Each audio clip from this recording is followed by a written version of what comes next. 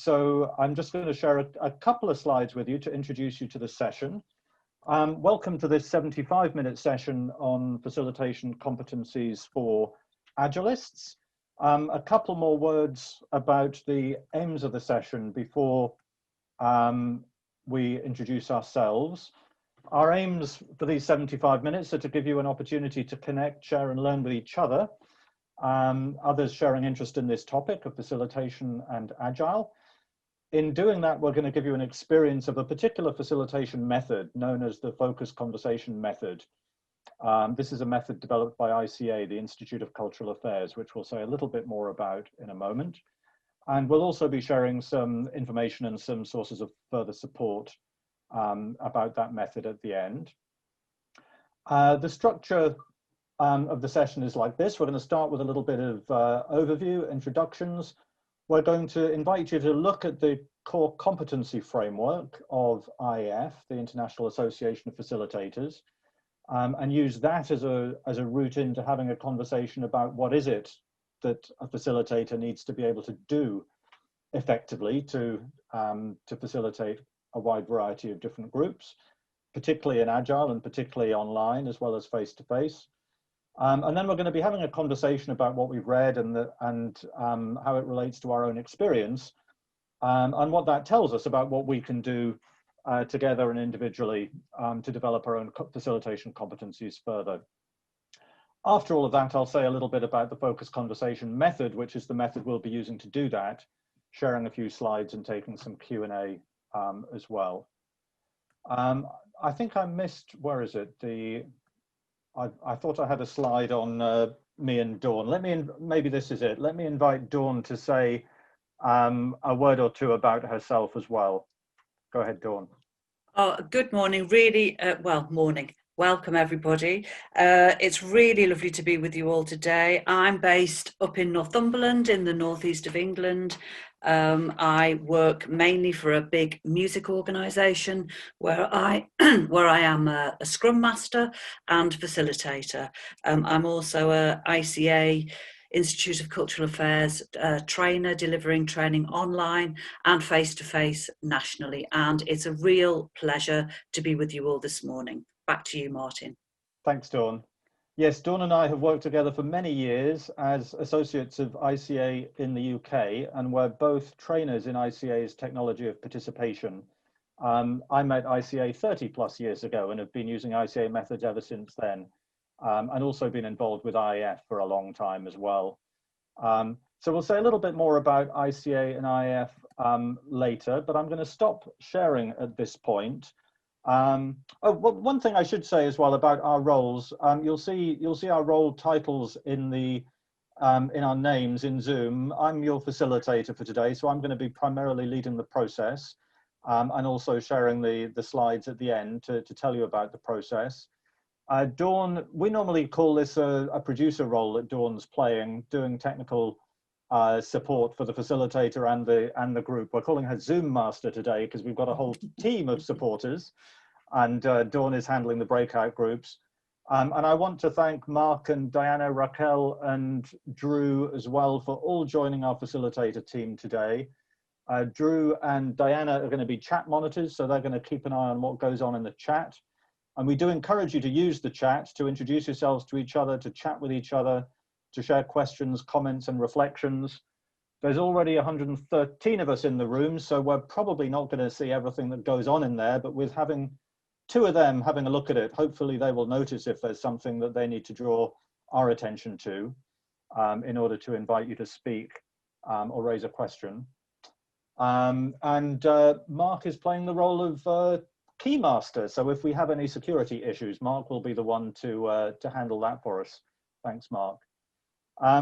So with that, I think if there's any questions or concerns, I hope you're going to raise those in the chat and somebody will let me know. I haven't seen them yet. We're going to dive right into the content of this session and introduce you to the IF core competencies. So if I could ask Dawn to share the link in the chat, we encourage you to go to that page in the IF website. Just a brief word about IF and the core competencies. IF is the International Association of Facilitators. It's a professional association of all who facilitate, something like 1,800 members in about 60 countries. I'm currently chair of IF England and Wales, which is one of about 40 chapters. And one of the things that IF does is certification, certified professional facilitator, certified professional facilitator master, and a whole professional development pathway there. And they're all, but the whole certification process, the whole professional development pathway is based on this competency framework. So we're going to invite you in this session to explore that, see how it relates to your experience in Agile, and in particular how it relates to your experience right now in the online world, where most of us are spending our professional lives, if not our social lives as well.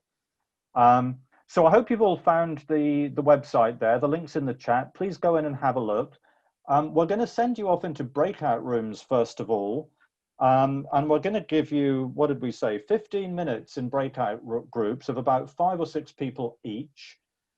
And in your breakout groups, we want you to, first of all, take a moment to introduce yourselves, find out who's there. Have a look at all 6 of the IF competencies very briefly. And as quickly as you can, pick on one of them that you think will be an interesting one to focus on for your 15 minutes for the group of you. And then we'd like you to answer any questions of clarity that you might have with each other. If there's anything that you don't get, anything you don't understand about the competence that you're looking at.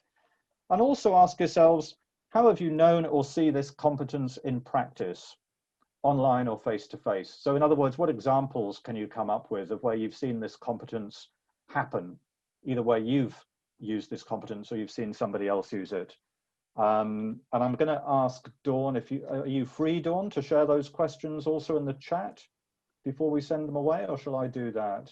If you could just do that, I'm just sorting people out into breakout rooms. Okay, I've got that. So just to make sure that you have those 2 questions to refer to, address questions of clarity with each other about your chosen competence. And how have you known or seen this competency in practice, online or face-to-face? Share examples. Frederick's asking A1, A2, A3. So you can select A, B, C, D, or E or F, one of the top level competencies, and then in your group, explore the depth, the sub-competencies and the sub-competencies. Does that make sense? To be honest, it doesn't really matter. Just have a look at the competencies and talk to each other. That's the main thing. Enjoy it, have fun, have a good conversation. But what I will do when you come back into plenary is I'm going to ask one person to speak to competency A about the examples they've shared. We'll see if one person can speak to B and one to C, D, E, and F, and so forth. So that's my intention. What do you consider a competence? Well, I hope that will be answered when you look at the competencies. You'll see a load of examples there. Are you ready to go? Give us a thumbs up in real life in your video screen, or even one of these in your reactions. Oh, I'm giving myself applause, but thumbs up would be fine as well. Excellent. Okay, we're ready if you are, Dawn. 15 minutes? Yep, I'm going to open the breakout rooms in 3, 2, 1. Bye.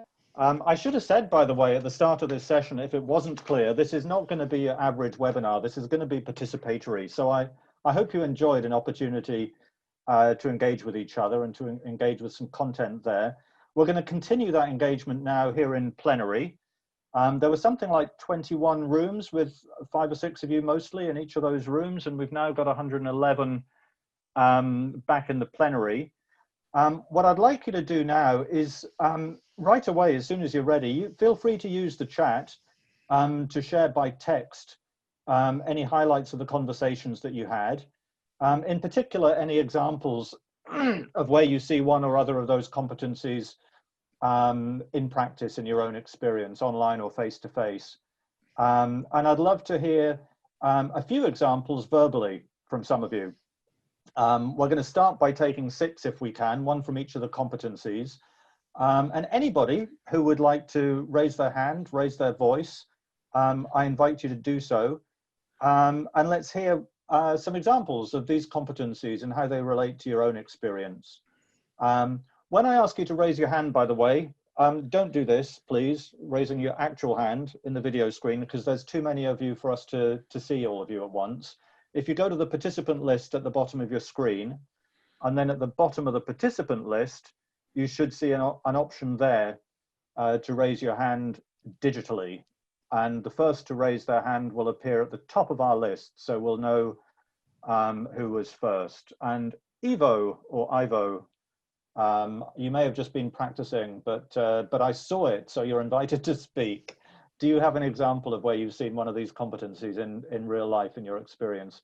And I'm going to ask, who is it? I've forgotten. Is it Drew who's going to be unmuting for us? It's me. Okay, thanks. Raquel, if you could unmute Ivo, and let's hear an example. Have I got your name right?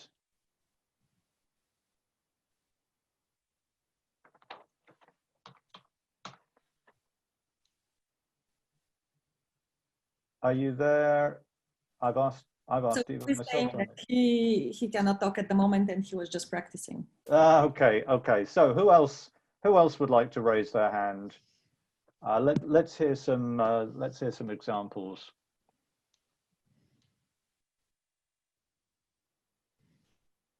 Abhishek in Sydney.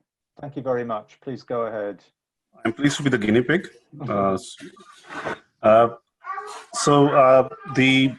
The quality that we were the characteristic that we were discussing was the last one in the list.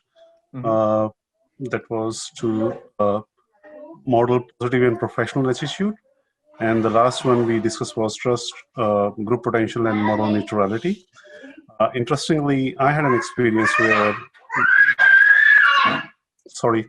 Is that your own background noise? That's all yeah, right. these are the birds chirping in my house. All right. So I was working with an enterprise coach who was consulting us for some agile improvements for Sofico, and they came on board, and we were having a discussion between Scrum and Kanban, which one to follow, and the person was very much like neutral. People didn't like it. They said, we have hired you to understand our problems and to give us expert advice. And he was facilitating the discussion. He was directing us to discuss the pros and cons in a way that we should be doing, rather than directing into a particular way and putting preferences and biases towards one group or towards the other individual. At the end of the exercise, even though we didn't like him being expert and being non-judgmental, but at the end of the exercise, we could actually see it for ourselves as to why he did that. Because we had to own the issue. We had to come to a conclusion which we all bought into. If he had directed the discussion, one group of the segment should have felt left behind. They should have felt that he has directed and he has taken sides, and instead of being facilitator, he gave his own opinion. But I think eventually what happened was we spent more time. We actually discussed too many pros and cons, and we were able to get to a stage where we had an agreement and everybody was on board that the decision was reached. So the point there was that maintain an objective, non-defensive and non-judgmental stance. He made sure that the objective was met. As long as the objective was being met, he did not put any defensive or judgmental side of him, and he actually facilitated the discussion like a true facilitator, which I liked. Brilliant. Great example. Thank you. That's great. Who'd like to share an example of another? So we've heard from F, model positive professional attitude. Who'd like to share another one? Chula, yes, please. And in the meantime, the rest of you, please do use the chat to share examples or to share questions and reflections on what you're hearing.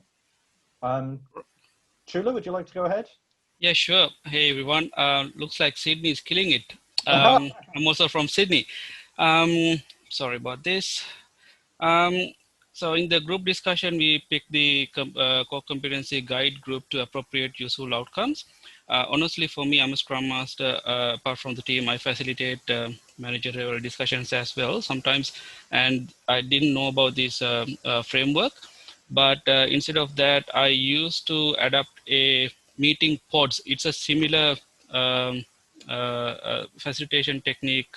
So pods means purpose, outcome, decision, structure. So it is directly related to guide group to appropriate useful outcomes. For an example, in most of the senior stakeholders takes part in meetings. So most of the time they come up with their own agenda. They want to put their own agenda forward. So as a facilitator, it's really difficult to ensure that they all focused and we are trying to get the key outcome, the purpose of the meeting. In situations like that, I use the pods. Pods also talks about the same thing, like guide group with the clear methods and process. Okay, what process we are going to adapt here, and ensure that the participants are aware why they are here, and then everyone understands like what consensus, what the real outcome we are after. So when you set that stage, it's really easy to navigate the conversation and get the desired outcome. Perfect. So it's working most of the time. At the same time, there are some naughty ones here and there. So in situations like that, you have to adapt to the rest of the core competencies. Yeah, absolutely. Thank you. Great example. Yes.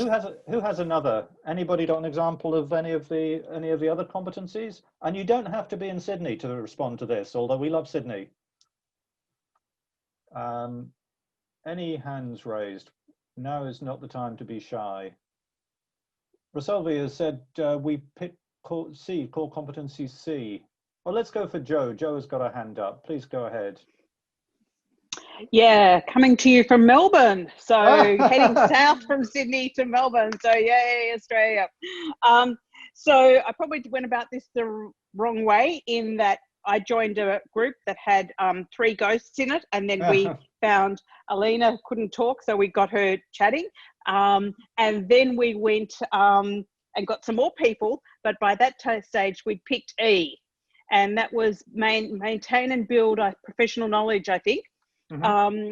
Which was an interesting one because I probably copied the whole detail and that got a bit confusing.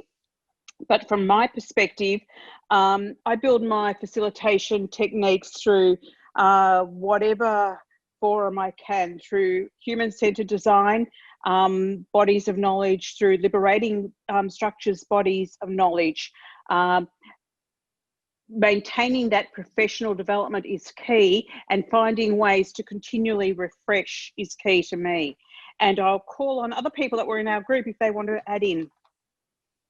Thank you, Joe. Anybody on Joe's group want to add to that? I have to raise your hand, or should we go to Francesco? Thanks, Francesco, for offering to share an example on C. That's create and sustain a participatory environment. Have you found Francesco, Raquel? Here, I've got him. You should be able to unmute now. I am. Thank you. Thank you. For us, it was not just one example. It was more realizing during the conversation that we were already aligning to the competency C, as we were already chatting lovely after a few seconds. I think that covered point 1 on interpersonal communication skills. You just talk and you break the silence and you find something to talk about. On inclusiveness and diversity, you explore something different. One of us was attending the session with her son, and we invited that additional team member to the call, and it was smooth and no need to apologize. It's the new part of life, it's a new thing, and we accept that.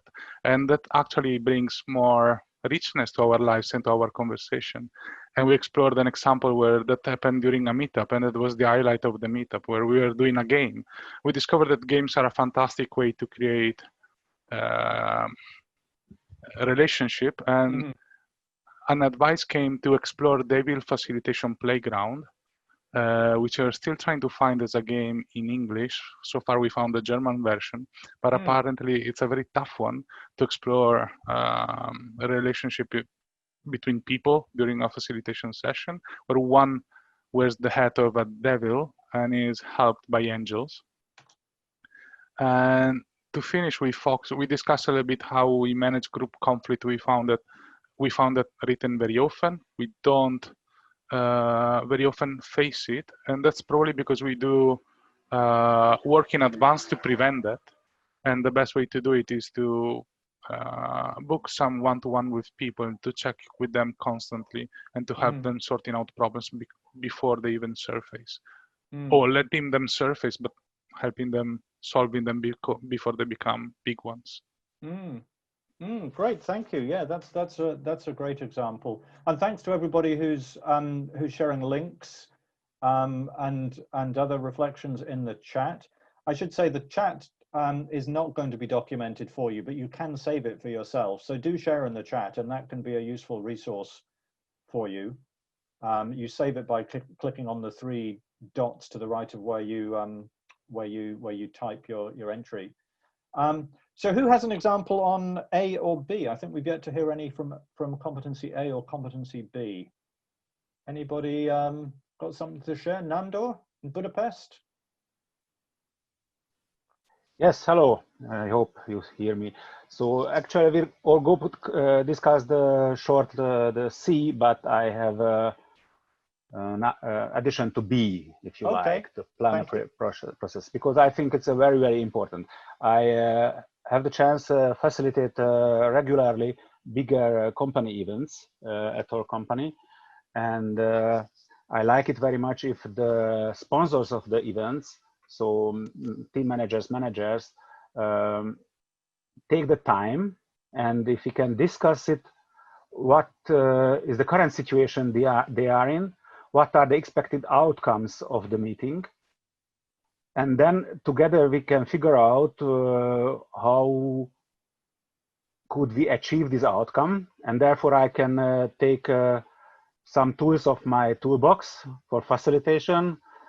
Some of them are from deliberating structures, some others, and then create the path to achieve this outcome. And every time, if we take this time to prepare the meeting or an event this way, it almost every time it is a predefined success. Without it is only improvisation. It can be good, go well or not go so well. So I really like to have time to prepare it well. Absolutely. Thank you. Thank you. Yeah, that sounds clear and appropriate. Anybody got an example of A as well? I think A is the last one to hear. Create collaborative client relationships. Who's got an example of that? Don't see any hands raised yet. Is anybody raising their hands in the video image?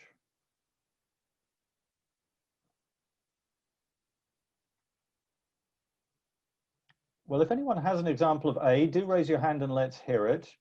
And while we're waiting, anybody else got any other examples on any of them or any highlights of your conversation? Frederick, I see you've got, I don't know if you're applauding or trying to raise a hand, but do speak if you'd like. I was trying to raise my hand.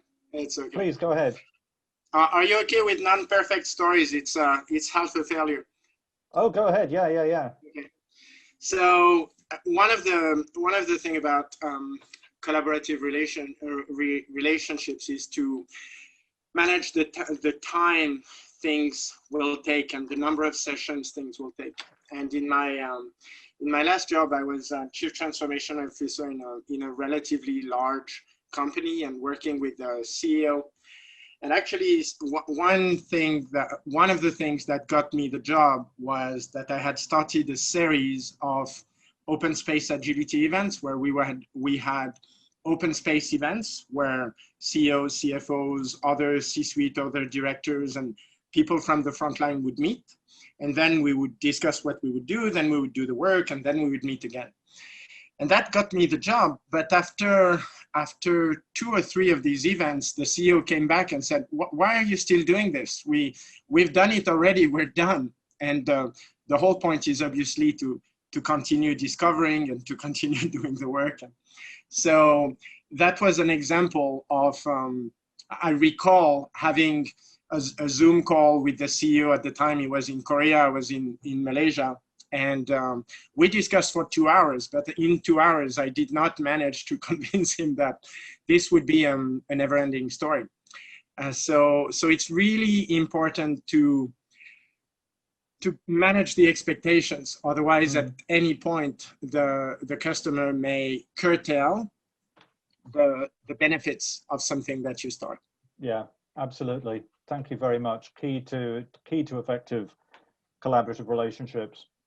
Let's move the conversation on a little bit. I want to invite you to draw on all the examples that you've shared, or any other examples you can think of any of these competencies, and consider now to what extent do these competencies vary, if at all, when you're working online rather than face-to-face. I wonder if any of you spoke about that at all.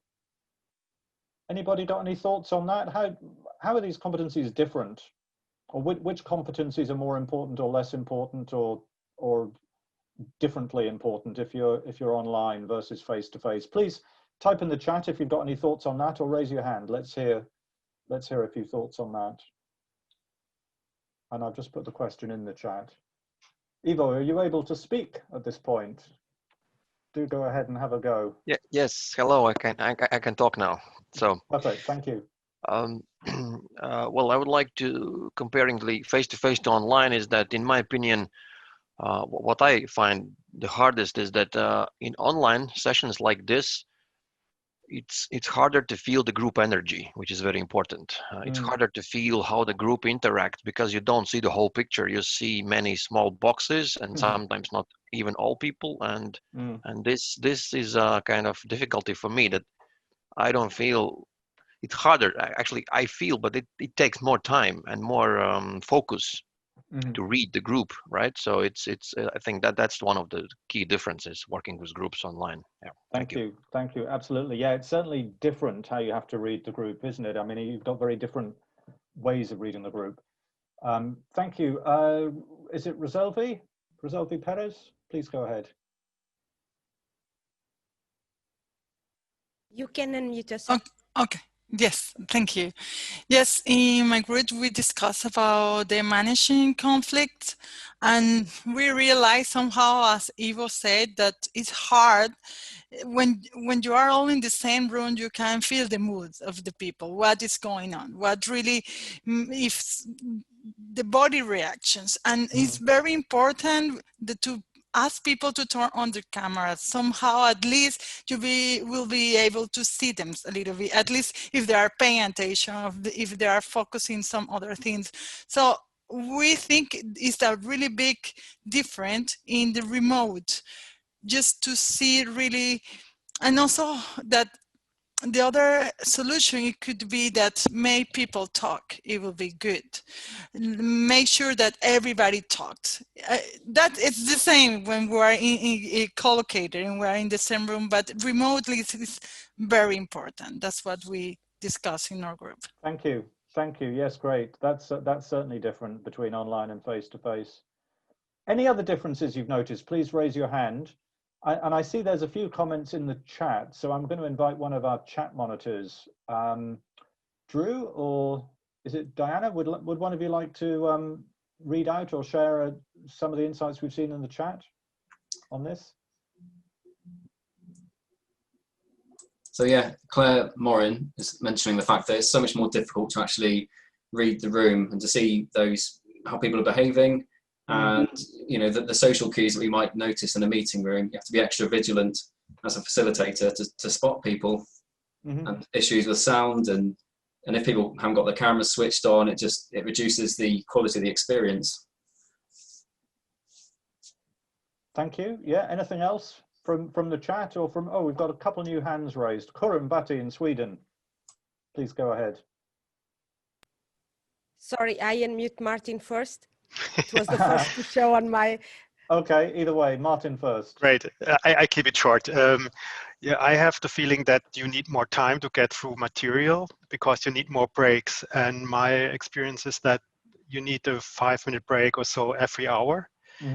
And I mean, if you work with training from the back of the room concept, you kind of have these blocks already, but usually you have to switch some block or exercise after 10 or 15 minutes because it's cognitive wise, it's so stressing to see so many faces, like the small camera boxes, right? And so you really need a lot of breaks, and you have to keep this in mind when you design your workshop or plan your workshop. Thank you. Kurum, are you able to unmute now? Yes, and now I can do that. Thank you. So you asked about the differences. I think one of the key difference I have observed for facilitating the in-person or the online is creating relations between the people. It's online, it takes a bit more time. When we are doing this in person, it's very quick because you can talk with people during the coffee breaks and even on your table groups. I think one other thing that I have been experimenting with is to like 5 or short some activity where people can get to know each other quickly if the group doesn't know already. So this is the key difference I have observed, because if people know each other, it becomes easy to, they can express themselves more easily. And this directly connects with the point number C, like participatory environment. Yeah. Thank you. Thank you. Yeah, great. Thank you. I'm going to put the next and final question in the chat, and then let's hear from Joe while you think about that. Thanks, Joe, for raising your hand. So one positive thing we've seen about online is that everyone's equal. So it's not as if there's 5 in a room and 2 coming in via Zoom. Everyone's in an equal environment. It's more effort for the facilitation team to set up this session and run the session, but all participants are equal and you can create an equal voice. It is a great equalizer. So there are positives for it. Yeah, absolutely. It's also cost effective because I wouldn't be here. Right. I wouldn't be here if I was in Australia. And carbon effective too. Thank you. So to draw this conversation to a close, my final question, what can we do to develop our facilitation competencies? Individually, but also together as Agilists or as peers? What do you already do to become better as a facilitator, or what more can you do, particularly now that you've seen the full range of facilitation competencies in this model? Any thoughts on that? Community of practice, that's a great idea. Yeah, absolutely. IF is a great example of that.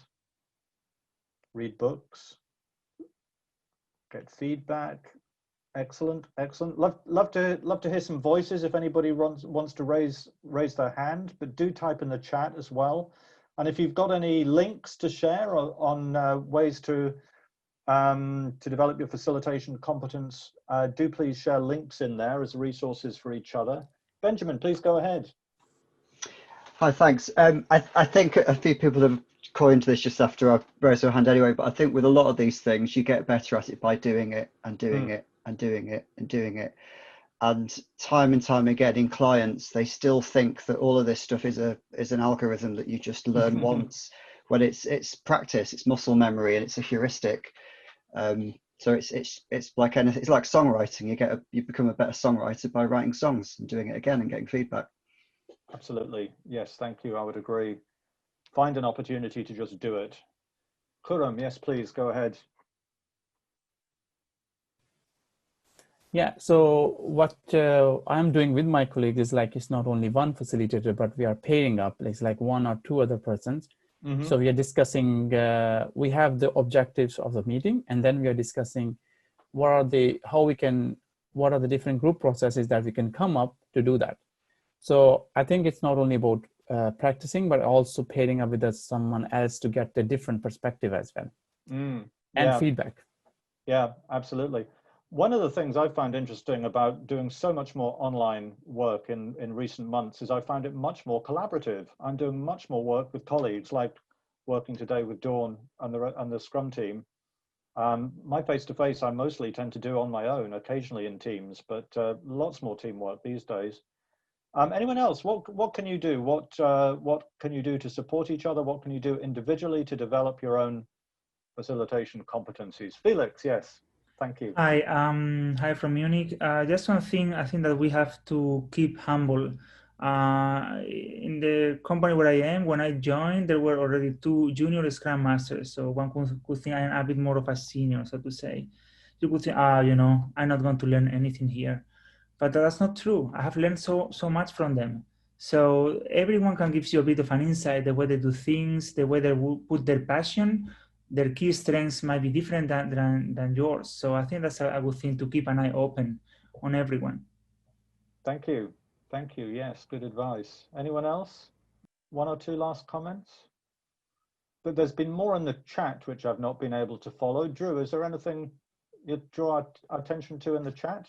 Yeah, there's a couple of good comments here. So Alphonse has raised a few good points here, and later on in what he's saying, it's important to help people loosen up with an icebreaker or a joke. I think that's important. And people are mentioning the energy, although it's more difficult on a call, it does still come through. And yeah, there's some really good points here. So I don't know if Alphonse or Claire would like to speak, or we've got a couple of people with their hands raised. We've got Ken Garcia and thank you. Mustahsen. Brilliant. Yes, let's go to Ken and then Mustahsen. Hi, I'm Ken from Manila. Welcome. Good to meet you, everyone. Just based from experience, I think it really helps a lot for us facilitators or coaches to grow by being more deliberate in establishing feedback loops. It can be asking a peer, a co-coach to stand by you, or maybe getting explicit feedback from the people that you coach, because there's a tendency for us to just download all these practices and information to our teams, and sometimes we tend to forget to establish also that concrete action for us to pull in feedback and information. So that's one of the things that I think can help a lot. Thank you. Thank you. And who else had their hand up? It's gone now. Mustahsen. Yes, thank you. Are you ready? Are you there? Yep, I am. Can you hear me? Yes, thank you. Go ahead. All right, so this is Mustahsen from Islamabad, Pakistan. So I just wanted to comment out one thing. Being a good facilitator, I think we need to make sure that the discussion that we are part of are in line with the objectives of the discussion itself. Like during discussion, during debates, things can go into different directions. We need to make sure that we are focused on the objectives of the meeting that we are targeting to achieve. So we need to make sure that we all of our discussion are aligned with the objective. We are focusing on the discussion topic only. We are not deviating from it. Thank you. Thank you. Yes, also good advice. Thank you all for that. I hope I'm going to draw this conversation to a close now and draw this segment of our session to a close. I hope you found that interesting and valuable. I hope it's given you some new insights as to what it takes to be an effective facilitator, and also what you can do to become more effective yourself as a facilitator, online and face-to-face. Do continue to keep sharing in the chat, by all means. I can see some of you are doing that. That's great. I'm going to pivot now from being your facilitator to being a trainer or presenter or whatever for a moment. You may have noticed that I was pretty careful most of the time not to actually respond to the content that you were sharing there, but just to say thank you, well done, great, that sort of thing, and to ask questions. So I was actively trying to demonstrate the role of the facilitator as I applied this particular facilitation method to that conversation. But for a few minutes now, I'm going to be your presenter, or your trainer, if you like. I'm going to say a few words about the method that I used and how it works.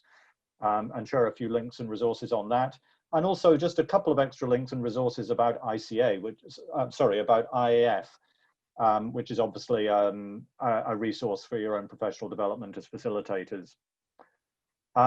So the method that I used just now, the focused conversation method, as I say, it's a method of ICA, the Institute of Cultural Affairs. ICA is an international non-profit in about 40 countries. It traces its roots back to the United States in about the early 1960s in Chicago.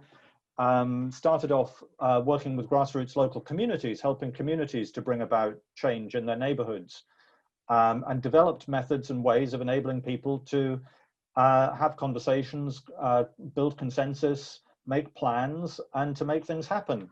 And over the years, they were invited to apply this approach to different communities all over the world, and then ultimately to other kinds of groups and organizations.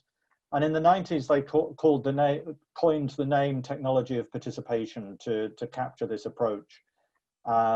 You see the values there underlying this approach. The technology of participation is just one of many facilitation approaches. We've heard today already about liberating structures and others. There are 5 core methods in this approach, and depending on how you look at it, up to 60 in total. But I'm going to focus particularly on the core method, which is really the foundation of this approach, the focused conversation method. And that's what I've been demonstrating just now. So the focused conversation method is built on a model of how we as human beings experience life, how we think clearly when we think clearly, and how that shapes our behavior and our responses.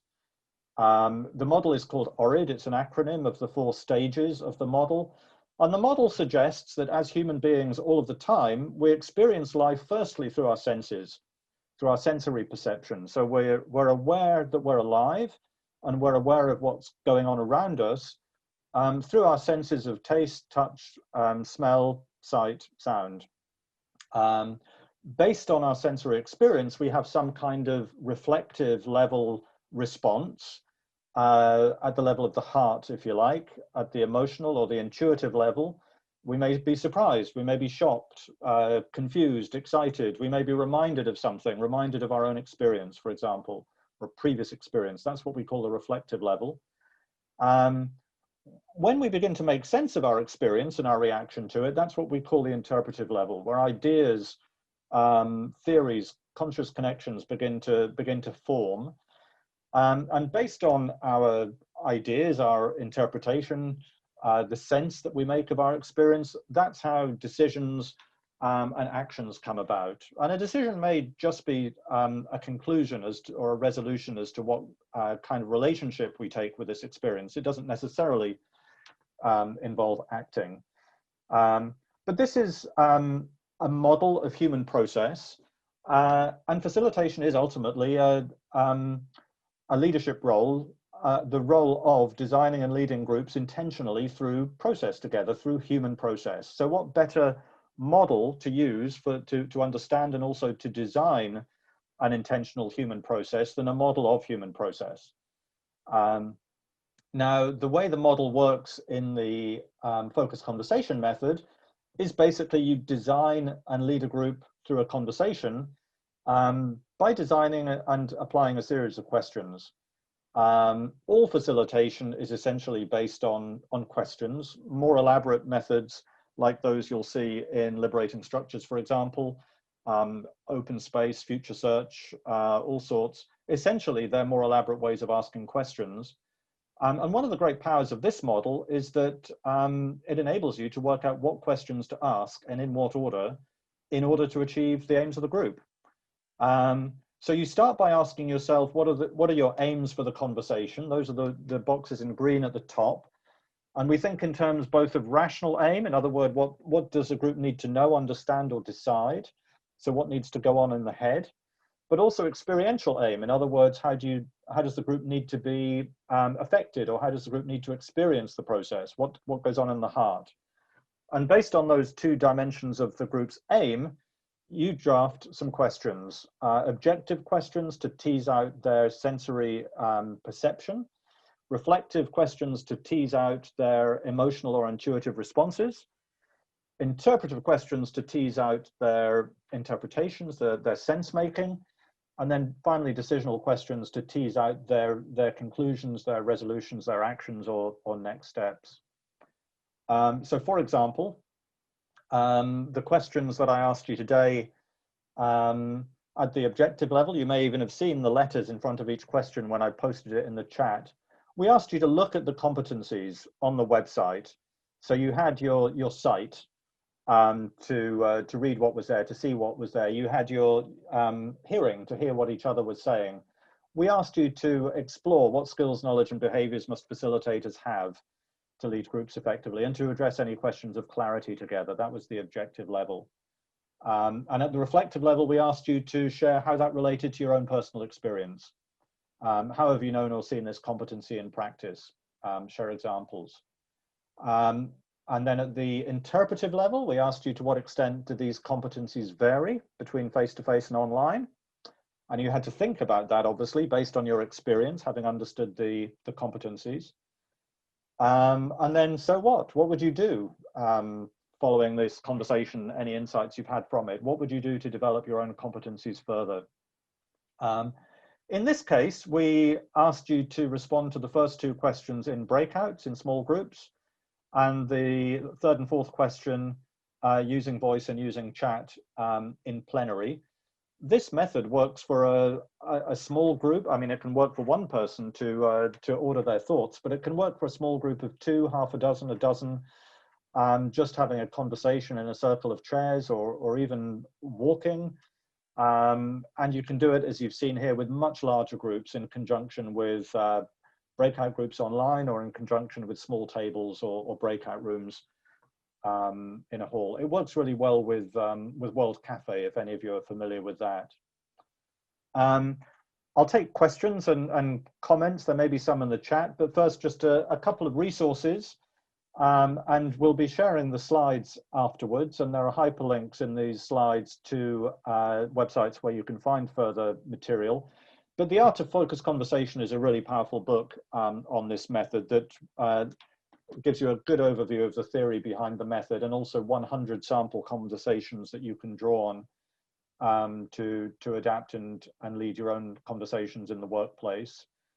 Group Facilitation Methods is the foundation training course of ICA that covers focused conversation and also the consensus workshop, consensus building method. And there's some links to more of that under there. And then on IF, if you explore the IF website a little bit further, that section where you'll find the competency framework is within the professional pathway section. So if you're interested in opportunities to develop your facilitation competencies as part of an international professional community, then check that out. First step is to become a member. That enables you to get accredited as an endorsed facilitator, or you can go straight to certified professional facilitator assessment. After recertifying 3 times after 4-year intervals, you can become a CPF master. And then finally, when you're about ready to retire, you can become CPF emeritus. On the right, you'll see also an illustration of the chapter model of IF. I mentioned there are about 1,800 members in 7 regions around the world and about 40 chapters in those regions. So if you go to the About Us page, you'll find links to all of those and hopefully be able to find a community of practice near where you are.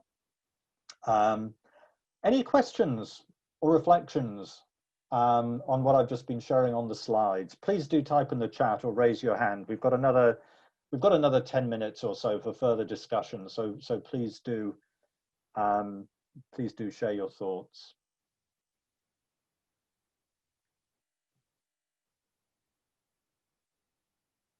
Maybe I could ask Drew, did I miss anything in the chat while I was looking at my slides? There's been a couple of good points mentioned in here. So Claire has been talking about feedback and that it needs to be solutions focused. So feedback on its own, it could be a negative thing, but it could be just useful discussing emotions. And Annette is sharing a technique that she's made use of called peer intervision, which is really interesting. So I'm going to Google that later. So I don't know if Annette or Claire would like to expand on those for the group. I would love to hear about it if you'd be prepared to raise your hand and speak, Annette. Is there anything else in the chat?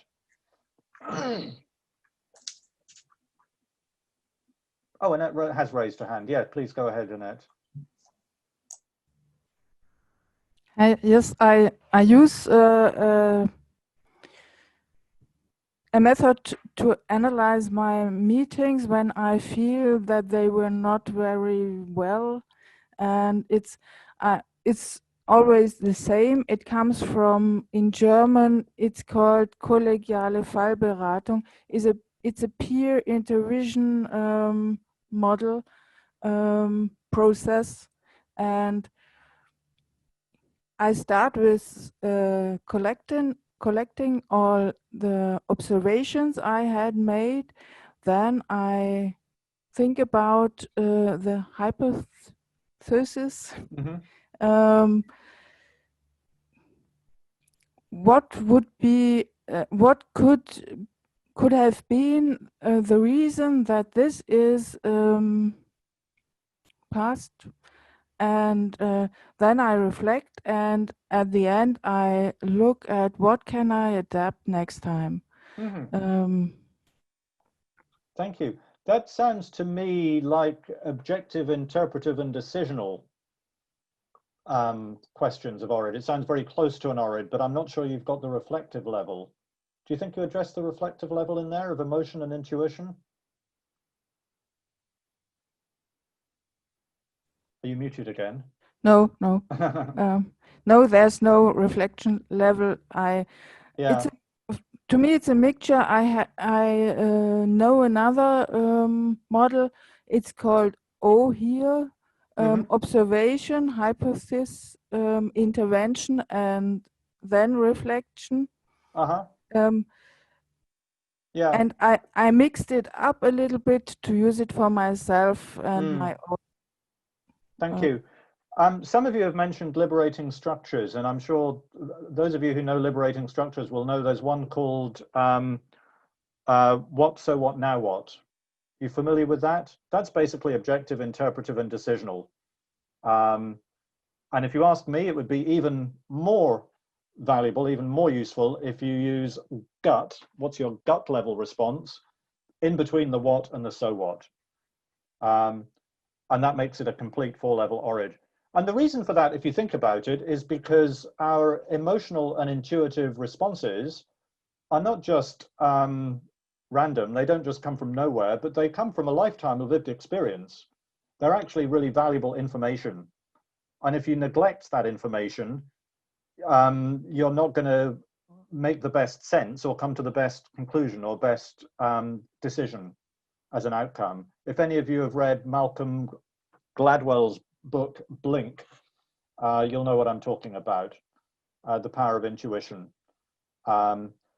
ICA's top methodology is actually, on that slide with the book, there's a name of another book underneath it called Getting to the Bottom of Top, which is a book about the theory of top, and it describes top as being a phenomenological approach, phenomenology being the study of phenomena or the study of what is.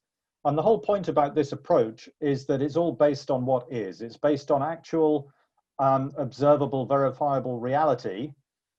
And it's about making the reflective and interpretive level objective, verifiable reality in order to include all of that in your decisional.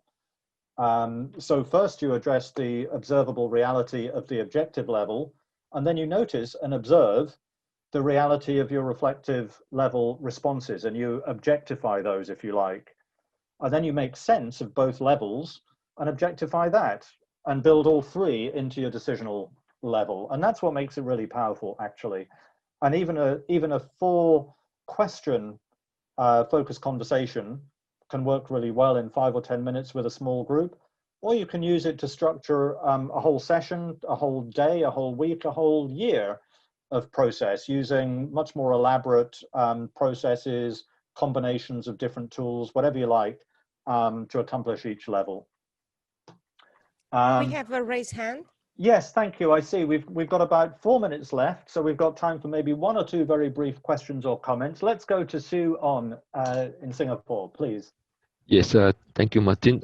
My question is, what if the event or the session is repeated rather regularly, like weekly or daily? Do you change the process every time, or you stick to the same process? Good question. The facilitator perspective. Thank you. It really depends. And you know what, my answer to just about everything in facilitation is that it really depends, because it depends on the context and it depends on the aims. In some cases, I might use the same process day after day after day because it's actually more effective for the facilitator and the group to get used to it and not have to think about it. And that enables them to focus purely on the content, which then, you know, may well vary every day. In other cases, especially if your aim is partly to develop the group's awareness of group process and to help groups learn other ways of doing things, for example, then you might have a good reason for wanting to vary it from day to day, even if the same process might achieve the content aims. So it really depends on what your aims are. And if you think through your aims thoroughly in both dimensions, that goes a very long way to getting a process that will work for the group. We're almost out of time. So please share any reflections or feedback in the chat before you go. Feel free to save the chat if you'd like to. There's lots of valuable material in there, including links. And you can do that by clicking on the 3 dots to the right of where you type your message. Thank you for joining, and thanks for your participation. Thank you, Dawn, for being my Zoom master today, and to the whole of the Scrum Alliance team as well for all of your roles in making the session work. We're looking forward to hearing your feedback afterwards, and I think we're going to hear a little bit from Raquel about how that's going to happen. Thank you all. Have a good day and enjoy the rest of the conference.